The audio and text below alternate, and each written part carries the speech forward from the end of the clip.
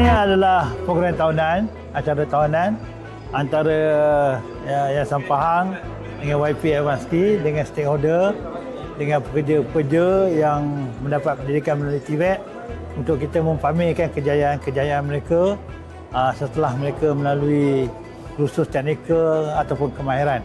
Dan kita dapat lihat tadi dengan jelas bahawa pendapatan mereka meningkat, mereka pun gembira, selesa, dan ini jelas menunjukkan bahawa TVET ini bukan laluan kedua lagi untuk kita mencari peluang pekerjaan.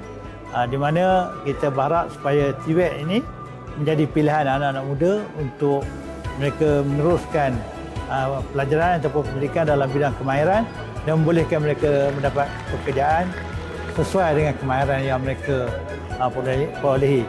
Dan pendapatan bulanan pun alhamdulillah cukup baik. Sangat tinggi. Tadi dia dapat ditunjukkan sebelum latihan 1,800, selepas latihan 3,000 dan sebagainya. Jadi sangat baik. Dan ini yang ketiga saya hadir. Dan insyaAllah acara sini akan kita buat setiap tahun. Syabas dan tahniah kepada Yayasan Pahang, YP Advanced, kepada tenaga pengajar, kepada rakan kongsi dan kepada pelajar-pelajar yang menyertai YP Advanced. Pahang!